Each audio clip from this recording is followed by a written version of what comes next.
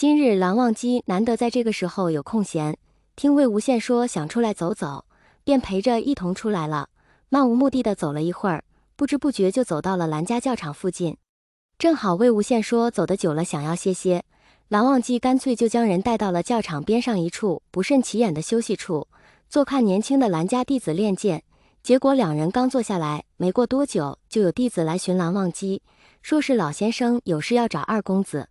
可能是没在净室寻着人，去了蓝忘机常去的藏书阁也没找见，最后应该是问了路上看到他们的弟子，几个人一起找过来，动静不小，教场上练剑的弟子们都向他们这边看了过来。这下可好，本来是不想打扰弟子们练剑，才找了这样一个地方，结果现在所有人都知道他俩坐在这里了。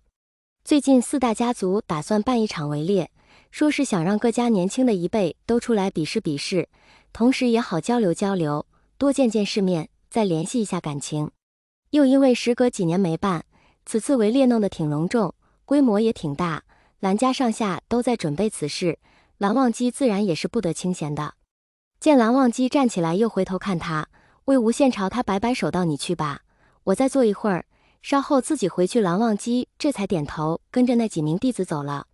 见蓝忘机离开，教场上的弟子们都松了一口气，向还站在一边的魏无羡问了好，才开始继续练起剑来。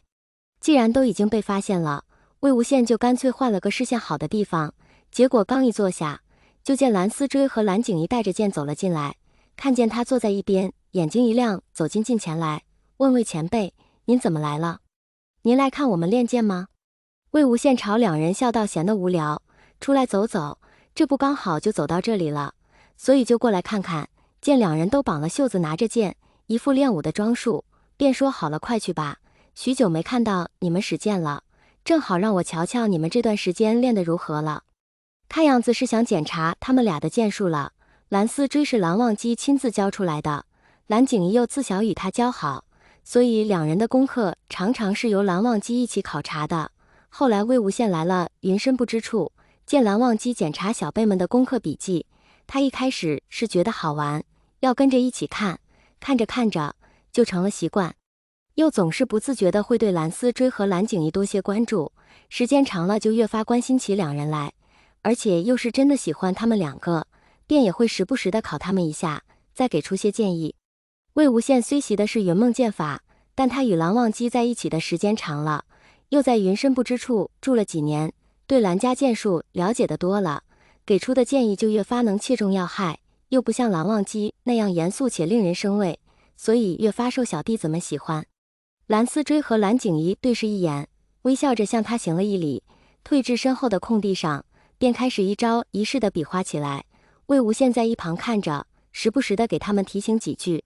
等两人这一段结束，魏无羡含笑道：“看来这段时间练得很勤啊，进步很大。”毫不吝啬地夸了两人几句，最后又一个转折说道：“不过有几个地方还是有些问题。”他说完，看了眼周围，见到整齐地架在不远处的给刚开始练剑的弟子使用的木剑，便让蓝思追去帮忙取了一把过来。魏无羡将木剑拿在手里掂了掂重量，才问两人道：“刚才我给你们提醒的几处还记得吗？”见两人都点了点头，他才又接着道：“你们用刚才那几招来接我的剑，再感受一下有什么问题。”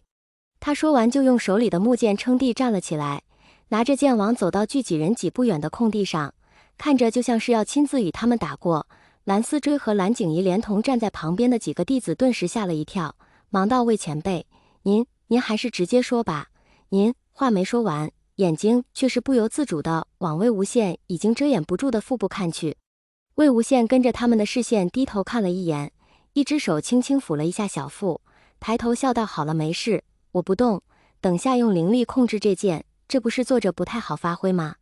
真的可以吗？”蓝思追闻言稍微放了点心，却还是有些不太确定。“可以，我还能骗你们不成？”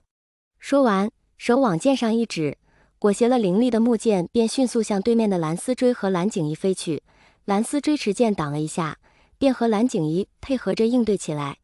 你来我往反复几次，两人便渐渐意识到了自身存在的不足之处，开始慢慢调整自己的足尖这力点，动作高低幅度大小。魏无羡帮着他们练了几招，收剑点头道：“差不多了，再多去和你们师兄弟一起练练就好了。”蓝思追两人连忙谢过。魏无羡让人将木剑放回原处，自己又转身回到刚才的坐处，正想坐下，腹中的小人儿突然给了他不轻不重的一脚，他动作顿时一僵，脸上的笑容也滞了一下，伸手往腹部按了上去。离他最近的那名弟子吓了一跳，忙扶着他坐下，急道：“魏前辈，您怎么了？